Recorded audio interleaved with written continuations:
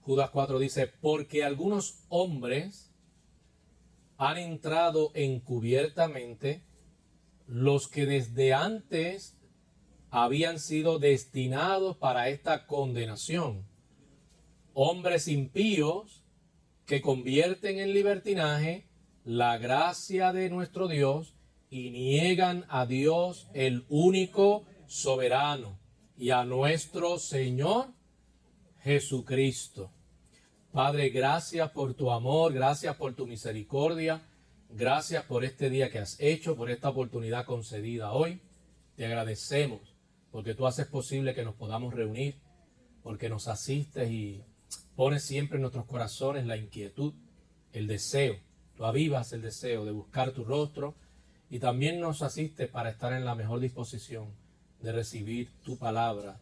Señor, ayúdanos, instrúyenos, ministra a cada uno de nuestros corazones según tu voluntad. Por Cristo Jesús te lo pedimos. Amén y amén. Hay algunos escritores, algunos eruditos que han sugerido que posiblemente la intención de Judas inicial era ocuparse del tema de la salvación, abordar el tema de la salvación y que eventualmente, de alguna manera, pues el Espíritu Santo, que es el que inspira, le va dirigiendo y termina ocupándose un poco más en el escrito para tratar acerca de los falsos maestros. No es un tema nuevo, el tema de los falsos maestros no necesariamente era un tema nuevo, no era algo de lo que no estuvieran ya informados a la audiencia a la que se dirige, porque Pedro había expuesto también acerca de los falsos maestros. Así que el texto definitivamente da a entender que el Espíritu pone ese interés en Judas para atender el asunto de los falsos maestros. Y cuando lo atiende, pues uno debe suponer que la intención es prevenir, cuidar, ¿verdad? Que aquellos que están expuestos a la mentira no sean engañados, no sean arrastrados por la falsedad, como también, muy probable, esté de por medio la intención de persuadir a aquellos que están en el error. Por si acaso el Señor en su beneplácito, en su misericordia, porque solo Dios puede hacerlo, les concede la dicha de darse cuenta de la mentira, de esa mentira a la que se han abrazado y puedan ser salvos, ¿verdad? Puedan ser libres. Recuerde que solo Dios hace posible la salvación. En el estado caído, los seres humanos no tienen la capacidad de interpretar correctamente, de entender correctamente las cosas que atañen a lo espiritual. No tienen la capacidad, ¿verdad? Por lo tanto, se inclinan al pecado, a la maldad, se abrazan a ella con facilidad e insisten en ella. Así que solo Dios puede concederlo. Y no debemos dudar de que también esté de por medio esa intención de que aquellos que insistían en el error fueran persuadidos, fueran convencidos de su mentira y rescatados, reconociendo que solo Dios podía obrar y hacerlo. Pedro había profetizado, como les dije, acerca de los falsos maestros. Segunda de Pedro 2:1, capítulo 3, verso 3 también, encontramos a Pedro hablando sobre los falsos maestros, y la descripción que encontramos en Pedro es muy semejante a la descripción que encontramos en Judas. Judas añade, ¿verdad?, un poco más de información al respecto. En el caso de segunda de Pedro capítulo 2, verso 1, a partir del verso 1, por ejemplo, empezamos a leer: pero hubo también falsos profetas entre el pueblo, como habrá entre vosotros falsos maestros. Por eso se constituye o se alude a lo expresado por Pedro como también profetizando, ¿ves? Porque él dice: habrá entre vosotros falsos maestros que introducirán encubiertamente herejías destructoras y aún incluso negarán al Señor que los rescató, atrayendo sobre sí mismo destrucción repentina. Cuando dice aquí, es importante hacer la salvedad. Creo que antes de proseguir es obligatorio, es mandatorio hacer la salvedad para que no vayamos a caer abrazar una contradicción, caer en una contradicción respecto a la salvación del alma. Dice que introducirán encubiertamente herejías destructoras y dice, y aún negarán al Señor que los rescató. Cuando dice negarán al Señor que los rescató, alguien pudiera pensar en base a eso, que alguien verdaderamente salvo puede perder la salvación. Pero lo cierto es que aquí no está describiendo a alguien que realmente fue salvo, sino rescatado. ¿En qué sentido? Bueno, a alguien que ha sido expuesto a la verdad gloriosa del Evangelio y que debido a eso, digamos, acepta o da por hecho o cree, ¿verdad?, en esa verdad expuesta por el Evangelio. Eso posiblemente hace referencia a alguien que ha sido iluminado, como es el caso del término que podemos encontrar en hebreo, y en este caso rescatado, pero no necesariamente implica rescatado aquí que llegó a ser esa persona o varias personas llegaron a ser salvas y que luego la salvación de estas personas estaba en juego. No, amado, eso es algo que no puede pasar. Así es que está describiendo a apóstatas, ¿verdad? No eran personas verdaderamente salvas. Y en 2 de Pedro 3, capítulo 3, verso 3, también Pedro dice, sabiendo primero esto, que en los postreros días vendrán burladores, andando según sus propias concupiscencias, y sigue dando detalles sobre el carácter, ¿verdad?, y sobre aquellas cosas que nos permiten poder describir, a fin de conocer mejor estas personas que son realmente instrumentos de Satanás, sirven a Satanás, no necesariamente estando conscientes, ¿verdad?, pero sirven a Satanás, son movidos, son engañados por todo lo que guarda relación con la mentira, con la falsedad, y así mismo ellos van encubiertamente en este contexto, pero aún pasa, ¿verdad? Lograban introducirse en las congregaciones para llevar sus herejías. De ahí que Judas entonces escribe posteriormente afirmando lo que en efecto Pedro incluso profetizó, de que ya estaban activos. Ya lo que había sido profetizado es una realidad. Están aquí, están entre nosotros, es prácticamente lo que sugiere ya el texto de Judas, porque es lo que pasa en el contexto, ¿verdad?, de Judas. Están presentes esos maestros, es una realidad activa ahí. Es algo, por lo tanto, con lo que hay que lidiar, algo que hay que enfrentar, algo de lo cual hay que cuidarse, y sobre todo prestando defensa, ¿verdad?, haciendo defensa, mejor dicho, de la verdad, con la verdad, a fin de que los demás que estuvieran expuestos al error, a estos falsos maestros, no fueran convencidos, ¿verdad?, no fueran engañados. Aquí sería muy bueno señalar que aunque a todos los cristianos debe ser un tema que nos compete, porque la palabra afirma que todos somos sacerdotes del Señor, somos real sacerdocio, todos somos responsables de velar, de cuidar por la sana enseñanza, por la sana doctrina, ¿verdad? Pero principalmente, claro, recae un mayor grado de responsabilidad en aquellos que Dios ha apartado como pastores y maestros. Ellos tienen una obligación, ellos tienen un deber, una mayor responsabilidad de velar que las mentiras no se introduzcan, ¿verdad?, no sean respaldadas y no logren engañar a otros. Ellos deben estar vigilantes siempre velando, porque siempre, créanme, siempre aparecen estos falsos maestros que no necesariamente tienen que ser maestros. Aparecen estos creyentes, ¿verdad?, muchas veces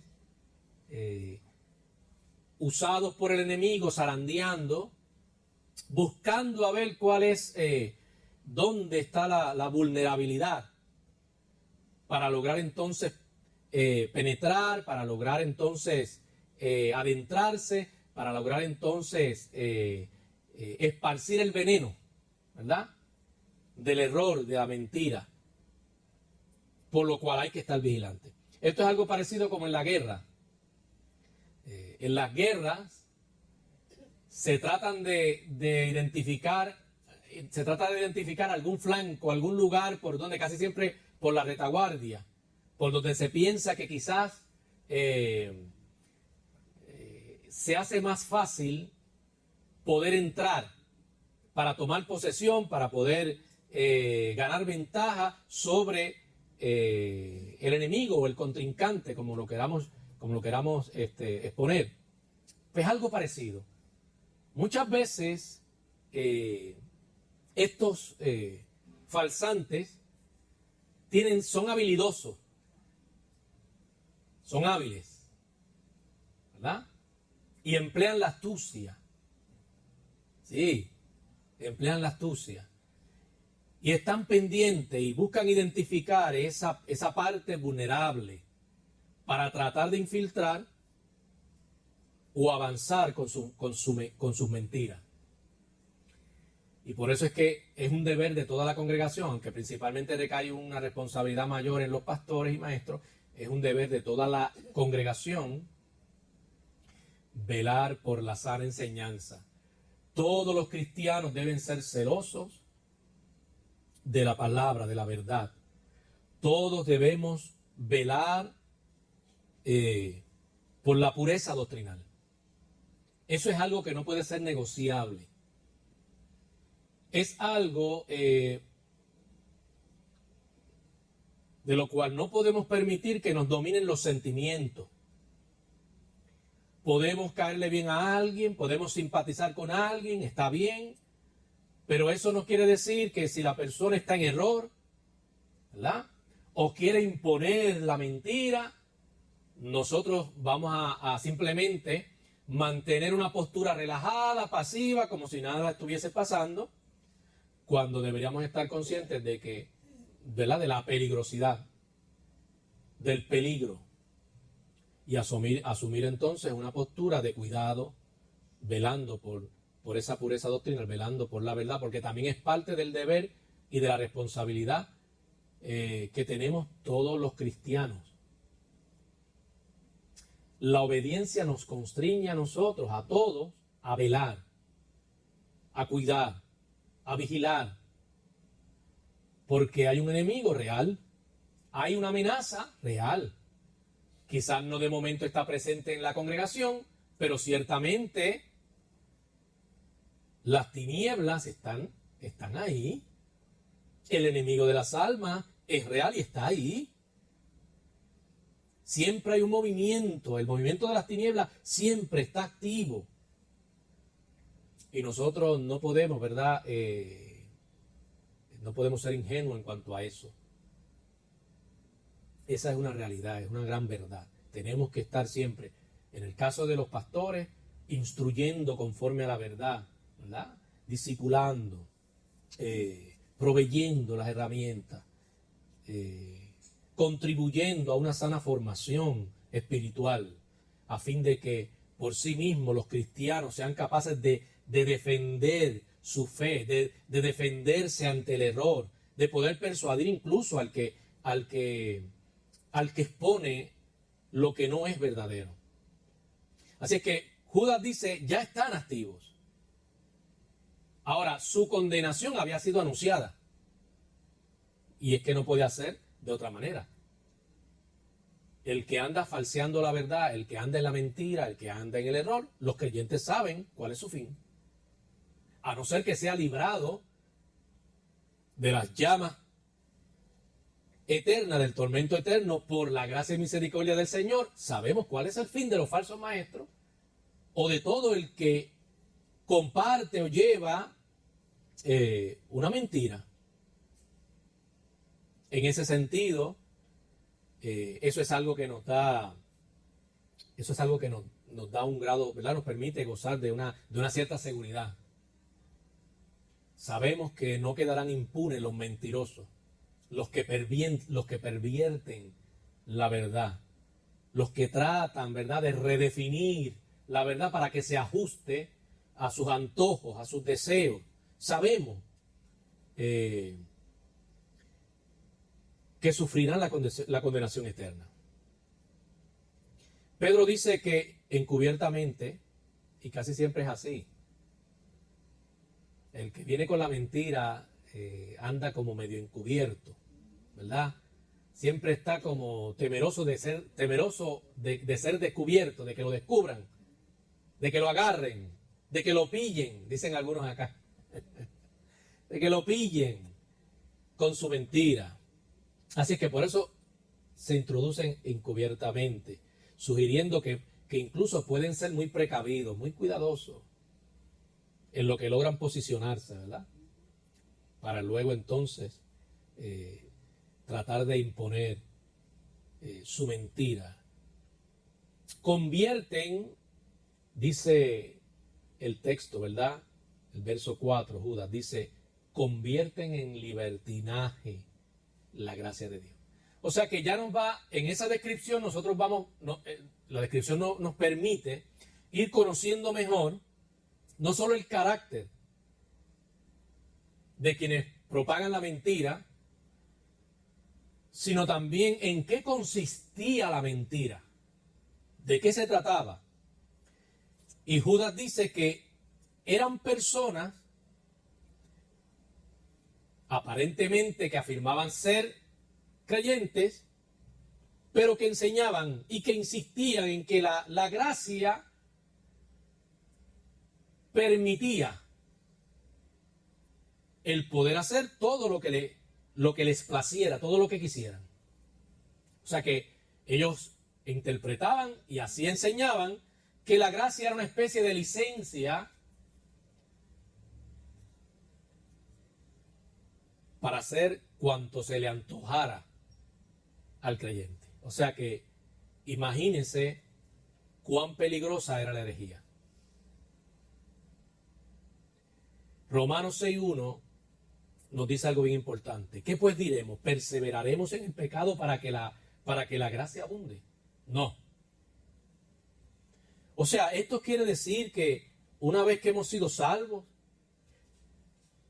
o que hemos experimentado la gracia del Señor, tenemos licencia, tenemos la licencia para proveer para cualquier tipo de apetito desviado, desalineado, en contra de la misma verdad de Dios, o que Dios ha expuesto con claridad.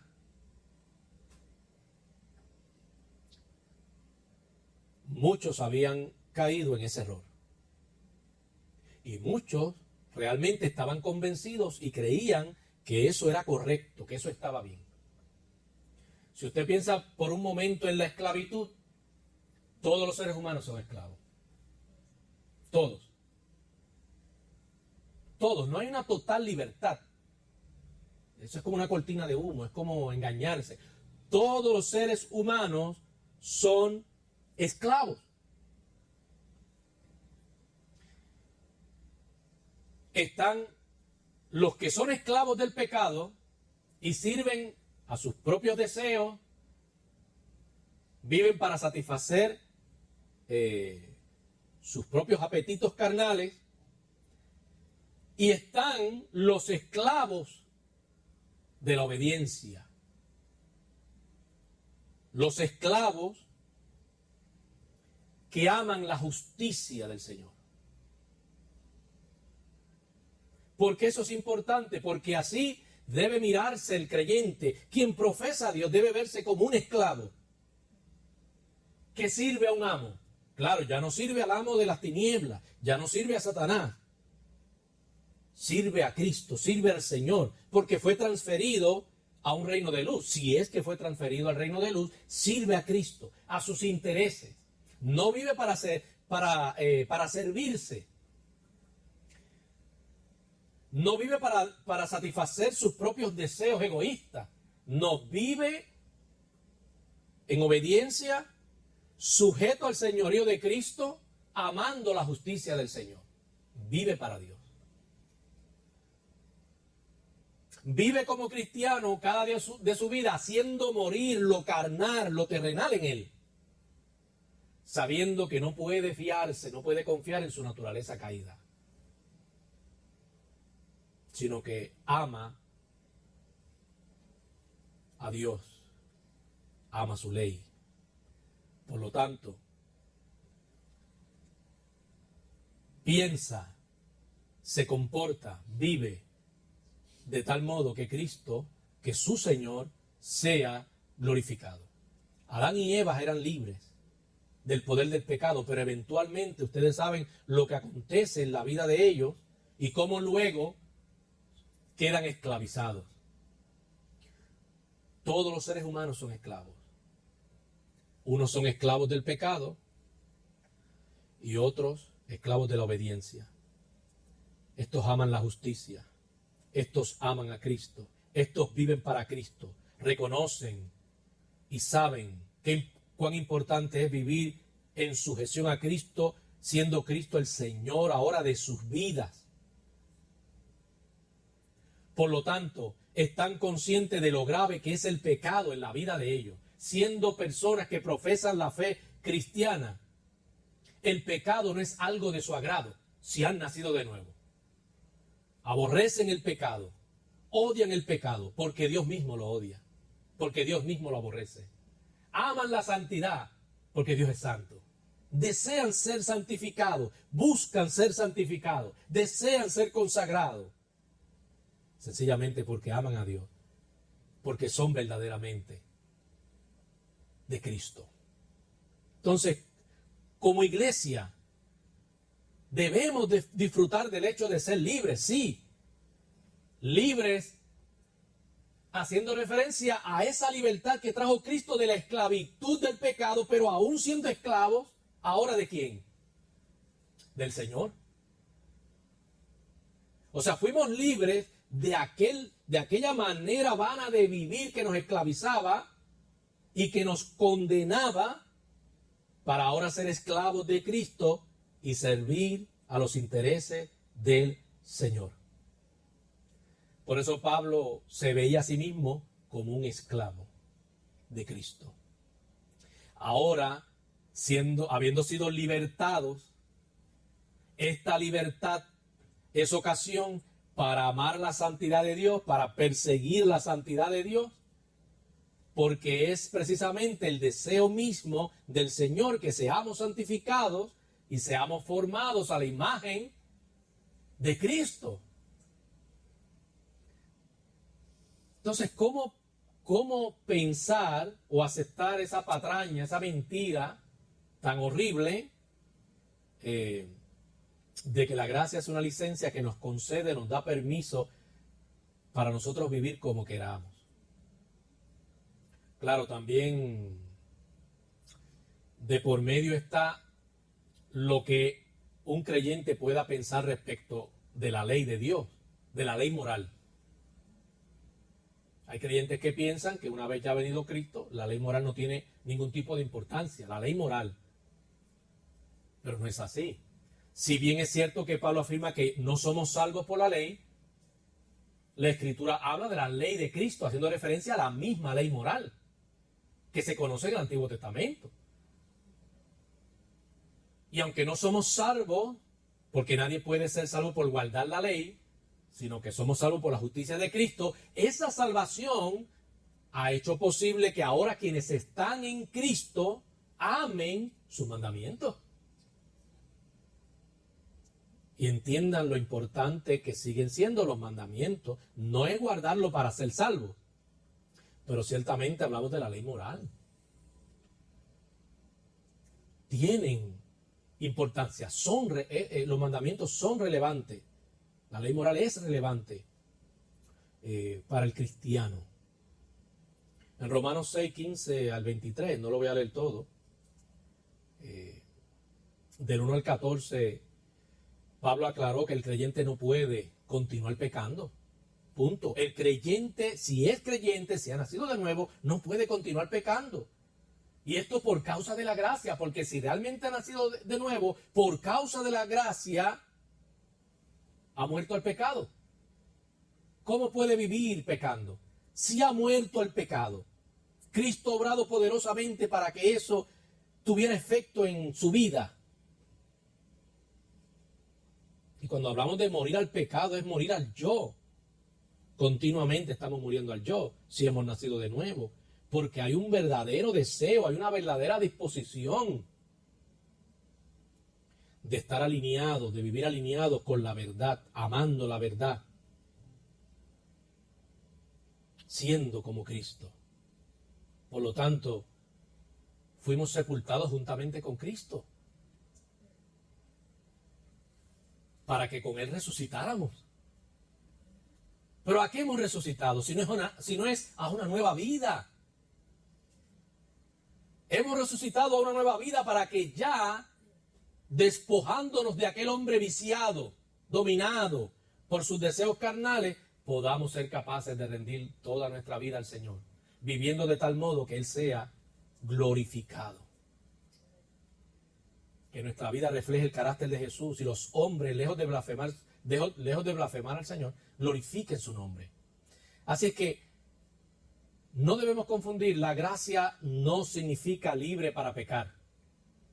No es libre para pecar, no es todo lo contrario, libre para obedecer, libre para amar la justicia de Dios, libre para hacer lo que Dios demanda, lo que Dios pide de sus hijos. De tal manera que podamos tener la certeza de que al hacer lo que hacemos, el Señor está siendo exaltado, honrado. Por eso Pablo hablaba de que nuestra vida misma se tiene que presentar como un sacrificio vivo, ¿verdad? Delante del Señor, que es nuestro verdadero culto racional, ¿verdad? Al Señor. Así que tenemos que tener mucho cuidado, cuidándonos en todo momento de las mentiras del enemigo, que intentarán persuadirnos, ¿verdad?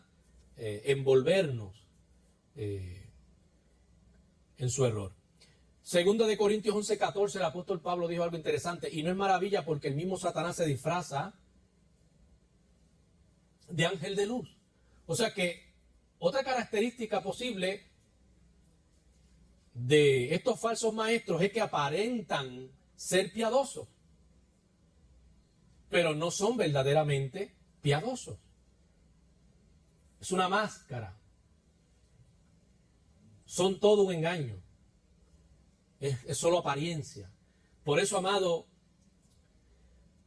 nos damos cuenta cuando empezamos a escuchar los planteamientos de estos supuestos creyentes. Cuando empezamos a oír, a auscultar su doctrina, su enseñanza, entonces comprendemos, nos damos cuenta que lo que expresan, que lo que afirman, que lo que sostienen no es conforme al evangelio bíblico. Así es que debemos ser soldados, militar en todo momento, estando siempre alerta, dispuestos a presentar defensa cuando sea necesario, ¿verdad? Así es que sobre ese particular nos corresponde entonces, siendo obediente, siendo cauteloso, defender las fortalezas. En la guerra, eso es lo que trata de buscar el enemigo. Si las fortalezas están débiles, no. Por eso es la importancia de que en las congregaciones haya buena enseñanza, buena predicación, discipulado, buenos estudios bíblicos. Hablando de congregaciones sanas que no se fundamentan en las experiencias o en las emociones, sino en la verdad del Evangelio de Dios. Buscan la verdad, insisten en la verdad, persiguen la verdad, quieren estar fundamentados en la verdad. No las emociones, no los sentimientos, no, lo que es verdad. Judas declara que estos serán condenados. Todo falso maestro será condenado. Todos. Y para eso Judas hace alusión, ¿verdad? Da varios ejemplos que encontramos en la Biblia, para que no tengamos la mínima duda de que serán condenados. Y uno de los ejemplos, en el verso 5, nos habla de Israel cuando fue liberado, claro, por la gracia de Dios, y es una alusión a Números 14, 26 en adelante, donde se registra también este evento maravilloso, poderoso por demás, cuando Dios liberta, ¿verdad?, a Israel del yugo de Egipto, a través de una serie de plagas con las que demuestra su poder, su autoridad, y que solamente existe un solo Dios. Después de destruir a todos los incrédulos, Judas deja claro con esto que estos hombres no eran creyentes. Esa es la intención de usar este ejemplo, que estos falsos maestros eran falsos maestros. No servían a los intereses de Dios, no habían sido llamados por Dios o escogidos por Dios, por lo cual recibirían condenación. No tenían el Espíritu Santo. Más adelante en Judas 19 usted puede leer, encontrar que dice, estos son los que causan divisiones, los sensuales que no tienen al Espíritu Santo. Quiere decir que la simple presencia de una persona en la iglesia no le hace cristiano. Tener una camisa con un eslogan bonito no le hace cristiano. O en el carro. E incluso poner alabanza no le hace cristiano. Esa es la intención de Judas, probar que tenemos que tener cuidado, no porque alguien simpatice con el evangelio o aún lleve años congregándose, no quiere decir que sea verdaderamente cristiano.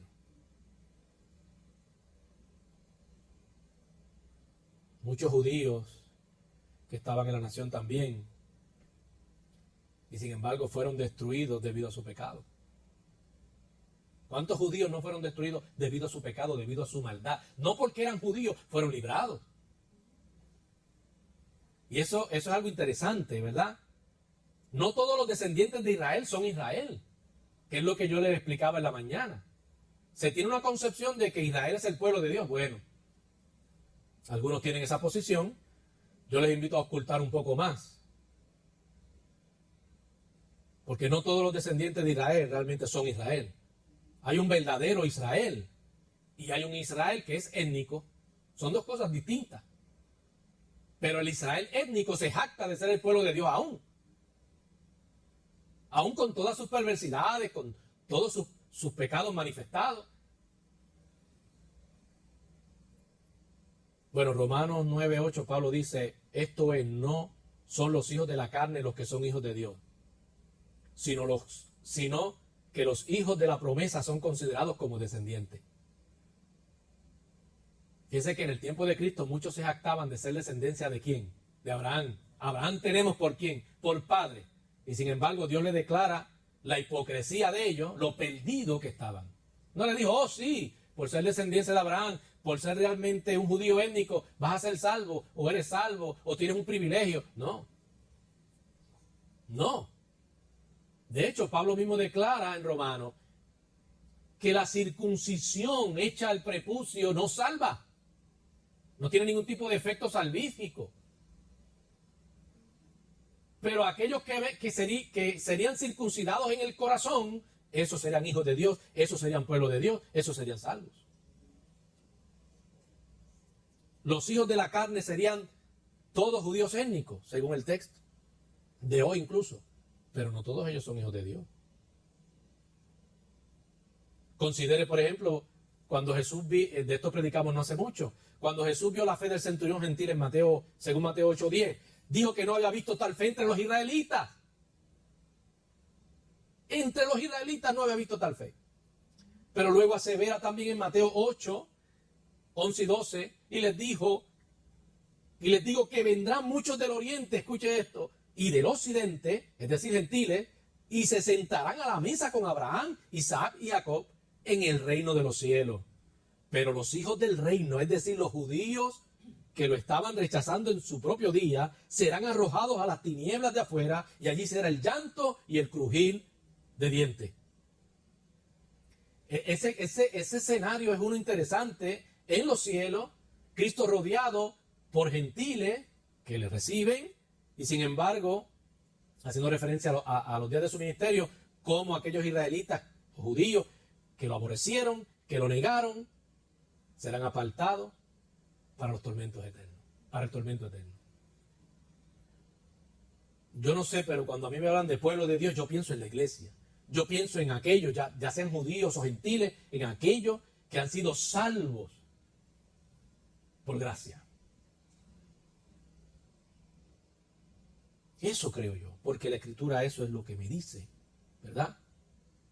Que son verdaderamente descendientes aquellos que han sido justificados en Cristo Jesús. Otro ejemplo que usa Judas para describir a estos charlatanes, ¿verdad? Estos mentirosos, y que en efecto serán condenados, tiene que ver con los ángeles caídos. Y aquí hay algo que es un poquito controversial, pero la interpretación más antigua, que yo creo que es la que hay que hacer valer, por ser la más antigua y la más avalada hasta hoy, es que los hijos de Dios, en Génesis 6, del 1 al 4, hace referencia a espíritus, es decir, a demonios. No eran hombres. ¿Y en qué consistía entonces la perversión de estos? Que eventualmente luego van a ver que al leer fueron castigados, siendo encerrados, ¿verdad? Apresados en un lugar de oscuridad, hasta que más adelante tengan lugar una serie de acontecimientos, de cosas que no han sucedido aún. Se dice que ellos tuvieron relaciones con las hijas de los hombres. Ahora, hay algo de controversia porque uno se pregunta cómo tuvieron relaciones los ángeles caídos, los demonios, con las hijas de los hombres, si son espíritus. Algunos dicen, bueno, es importante considerar el caso de Lot cuando aquellos ángeles se aparecen, asumieron un cuerpo humano, semejante, no humano, que eso es importante aclarar. Asumieron un cuerpo semejante. El problema es que, bueno, sigue siendo un cuerpo semejante, no necesariamente humano. Y la otra interpretación más probable, yo por lo menos me inclino más hacia esa, es entonces pensar, porque sí creo que en efecto estos hijos de Dios descritos aquí son ángeles caídos. No son hombres, seres humanos, son ángeles caídos. Ahora, ¿cómo pudieron tener las relaciones con las mujeres? Yo creo que simplemente, y como esto es algo que en la Biblia está probado, creo que simplemente poseyeron cuerpos humanos. La posesión es algo que está en la Biblia. Es algo real que acontecía, que pasaba. Así que yo prefiero creer, por lo difícil que es darle una interpretación al hecho de que siendo ángeles caídos y espíritu tuvieran relación con las hijas de los hombres, pues yo prefiero entonces creer, y creo que es la mejor, es lo más sensato, que poseyeron a hombres para entonces, influenciados, bajo la influencia de ellos, poder satisfacer sus deseos que eran deseos, por lo que Judas expresa aquí, eran deseos, apetitos parecidos a los de los seres humanos, que cometen toda clase de vileza, ¿verdad? Y pecado. Por eso es que se considera algo tan detestable, al menos como lo expone Judas aquí. Por eso es que los trae a colación y habla de ellos al respecto. Dice que los ángeles que desafiaron a Dios fueron juzgados y encarcelados. Y luego también usa como ejemplo, porque guarda relación, el caso de Sodoma y Gomorra. ¿Ve? Porque el caso de Sodoma y Gomorra nos permite tener un poquito más de comprensión sobre esos deseos, cuáles podían ser. ¿Okay? Así que eran deseos de índole sexual. ¿Okay?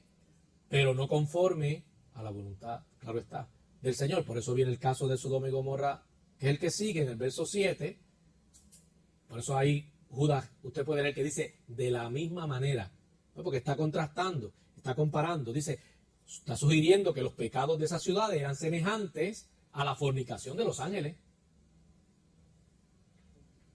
Eso es lo que sugiere, no hay que buscar otra cosa. Segunda de Pedro 2, 6 y 8, se refiere ya Pedro en ese pasaje a esas ciudades ya perversas. Ya hablaba y exponía. Y Judas dice que el juicio de estas ciudades es una ilustración del tormento eterno, del infierno. Claro, hay gente que todavía niega que el infierno es literal, es real. Por ahí anda un viejito que sale en unos videos con guille de teólogo. Es interesante, toma de la Biblia prestado, pero no se ciñe por lo que la misma Biblia expresa. O sea que él impone su interpretación. Él impone. O sea, la Biblia la toma, pero obviamente no sigue la ley de la hermenéutica, que primeramente respeta que la palabra habla por sí misma. ¿Okay? Sino que él rápido él toma, pero para imponerle lo que es su criterio personal. Entonces él dice que, él sale en un video diciendo que Jesús nunca habló del infierno. Y digo, bueno, yo no sé realmente dónde está leyendo ese hombre. Que Jesús nunca habló del infierno. Interesante, ¿verdad? Pero Judas, basta esto mismo que estamos apreciando de lo que escribe Judas para entender que el infierno sí es real. Y que Sodoma y Gomorra es tomado para ilustrar, como ilustración de esa condenación o ese tormento eterno, y en un sentido como, no figurado, no literal, eso es real. ¿Okay? Luego coge Miguel y Moisés, que es el otro ejemplo. El punto de Judas es que el arcángel, con esto, al traerlo a colación, es que el arcángel no reprende a Satanás, sino que da lugar para que alguien con mayor autoridad lo haga. ¿Quién es aquel, o quién es ese, mejor dicho, que tiene tal autoridad? El Señor mismo. El Señor entonces reprendería, ¿verdad?, a Satanás. Lo reprende, porque es el Señor. Claro, en la congregación, los ancianos, obispos, pastores, tienen de parte de Dios, gozan de un cierto grado de autoridad. No autoridad en el sentido de tomarse como algo que le da licencia para abusar de la gente. ¿Okay? No quiere decir esto que sean más grandes que otros. Simplemente que cuando hablamos de el rol en el que deben estar y mantenerse ocupados, que es el de enseñar, que conlleva una responsabilidad grande ante Dios y por la cual Dios va a demandar después, ellos sí tienen una autoridad, ¿verdad?, para incluso establecer disciplina en la congregación cuando verdaderamente es necesario. Y no solo disciplina, para reprender cualquier postura errada, herética, que amenace la pureza doctrinal en una congregación. Si nos dejamos llevar solo por las simpatías, imagínense. Por eso es que muchas iglesias a veces, pues los pastores no se atreven a decir nada, porque pues después pues, se puede molestar a alguien. Pero es que, amado, por eso es una responsabilidad grande. Pero cuando es algo que realmente sí se tiene que hacer, claro, se hace en el amor de Cristo, pero no se puede dejar de hacer cuando hay que hacerlo. Por eso es que hay que instruir, ¿verdad? Pero si alguien persiste en la maldad y en el error, hay que reprenderlo, ¿no? Y también considerar si aplica alguna disciplina. Así es que el ángel lo que hace es que, Miguel lo que hace es que cede y da el lugar a aquel que posee toda la autoridad. Y con esto nos está diciendo, aunque los ministros y todo creyente debe sentirse ¿verdad?, capaz de reprender lo que es erróneo cuando se tiene que hacer y persuadir al que está en el error. Aquí obviamente nos habla de una autoridad mayor, en el sentido de que es Dios mismo el que condena, amado. ¿Ves? Ya ahí un pastor no puede condenar. Eso sí no puede. Pero la autoridad del Señor, amado, el Señor mismo condena a los falsos maestros. Y sin arrepentimiento están perdidos. Sufrirán las consecuencias de su maldad. Así que eso es básicamente lo que quiere, a lo que apunta Judas cuando usa el ejemplo de Miguel y Moisés. Otro es el de Caín. La manera la manera de Caín, ¿verdad?, que representa esa falsa religión, que descansa y confía en el hombre mismo. La religión que descansa y confía en el hombre mismo rechaza la revelación de Dios y por ende rechaza la idea, en este caso que Judas plantea, rechaza la sangre de un Salvador. Y esto nos permite comprender lo grave de la herejía, lo grave de ese tipo de pensamiento, de lo que estos falsos maestros estaban enseñando.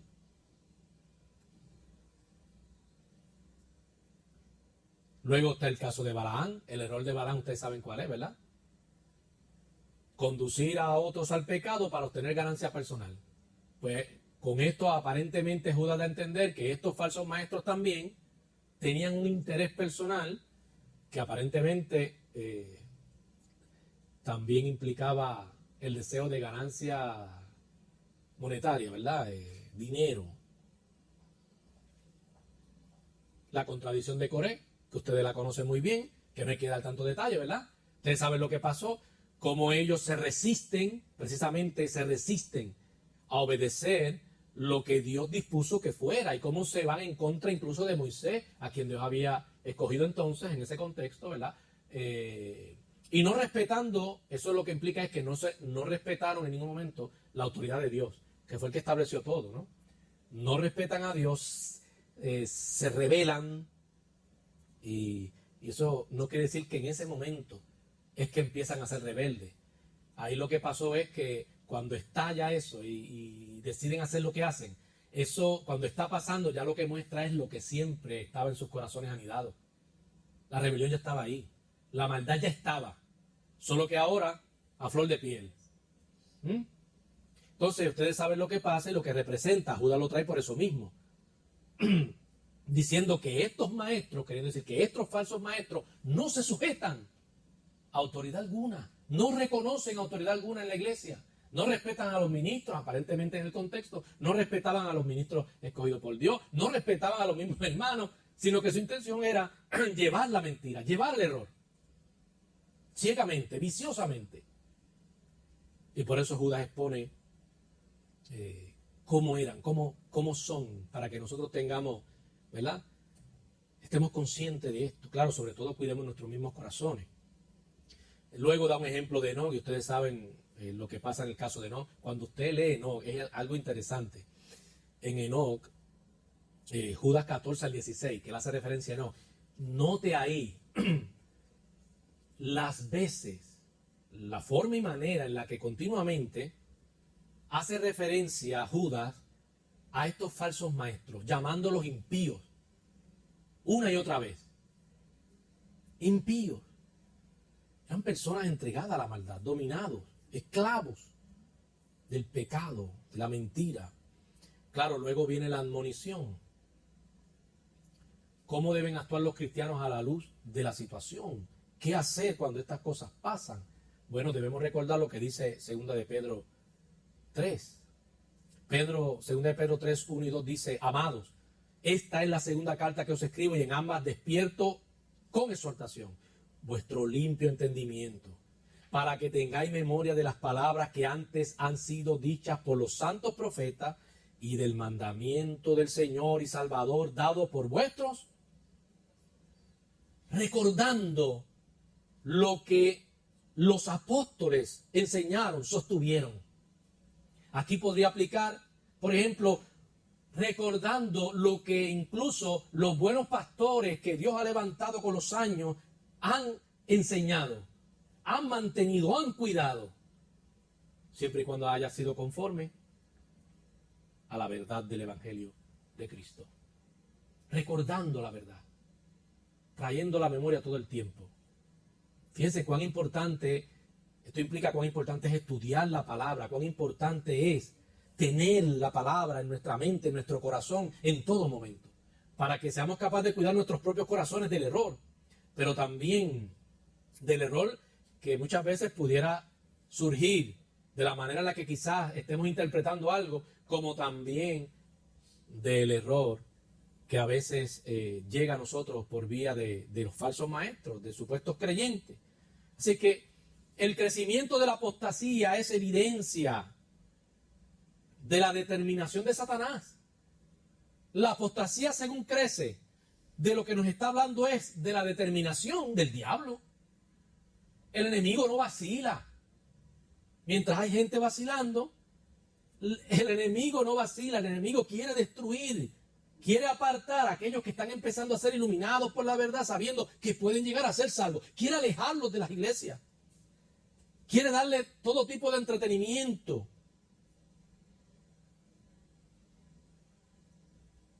Confundir a la gente, que confíen en lo que deseen confiar, menos en Cristo, menos en el Evangelio del Señor. Entonces nosotros tenemos que, y hacemos bien en recordar las palabras que los apóstoles enseñaron, y que por años maestros fieles, siervos fieles, pastores fieles han mantenido, ¿verdad? Han enseñado igualmente. Así que el crecimiento de la apostasía es inevitable. Judas nos persuade, nos permite entender. No se sorprendan, la apostasía, el crecimiento de la apostasía es algo inevitable. Seguirá aconteciendo. Ustedes estén entonces preparados. Y la manera de estarlo primeramente es conociendo la palabra del Señor.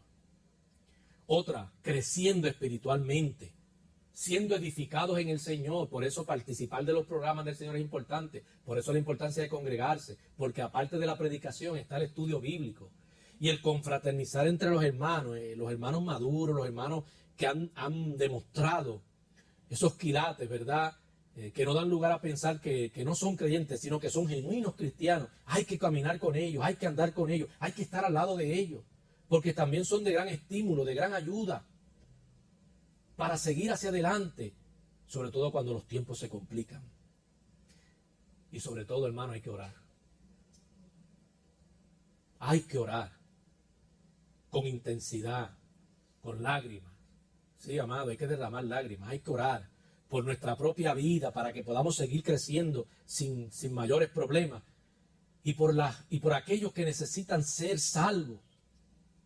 ¿Cómo podemos ser instrumento? ¿Cómo podemos defender la fe, prepararnos para hacerlo de la mejor manera y estar dispuesto a hacerlo? Porque es el deseo de Dios, que los hombres sean salvos y vengan al conocimiento de la verdad. La doctrina, la sana doctrina no puede ser confundida. No puede ser confundida. No puede ser adulterada. Y nosotros no podemos creer tal mentira de que habiendo sido salvos, habiendo sido perdonados, habiendo muertos al pecado para resucitar en vida, nosotros amemos el pecado. Es una gran contradicción. Eso no es el cristianismo bíblico. ¿Qué combinación para una vida victoriosa? Orando, aprendiendo, velando, viviendo la palabra, viviendo lo que dice la Biblia, mientras aguardamos el regreso del Señor. ¿Cómo debemos actuar los cristianos con los que siguen a los falsos maestros? Cuando usted se entera que hay gente congregándose en lugares que es evidente que allí no se predica el Evangelio de Cristo, pues en el amor de Cristo amonéstele. En el amor de Cristo convénzale. Habrá gente que dice, no, eso no te incumbe a ti. No, la palabra aquí no dice eso. Aquí la palabra no dice eso. Aquí la palabra claramente nos está diciendo, si alguno duda, convéncelo. Es el deber que tenemos nosotros los cristianos. No es cruzarnos de brazos. No porque ese hermano asiste a una congregación, pero si usted está consciente a lo que se ha estado exponiendo esa persona, que no es el Evangelio de Cristo, que es una mentira en la que ha depositado su confianza y sus esperanzas ante Dios, usted tiene el deber de convencerlo, de persuadirlo del error. Y el no hacerlo es faltarle a Dios. Porque es un mandato también del Señor. Es un mandato también del Señor. ¿Cómo usted viendo o conociendo a alguien que está creyendo una patraña, una mentira, usted no podrá ser capaz de sacar un momento, un espacio para aclararle, o al menos intentar, de parte de Cristo? Usted no tiene control sobre lo que la persona, cómo reaccione, pero usted, de parte de Cristo, salvar su responsabilidad de haber hecho lo que le corresponde a usted. porque de lo contrario Dios lo llamará a cuenta a usted.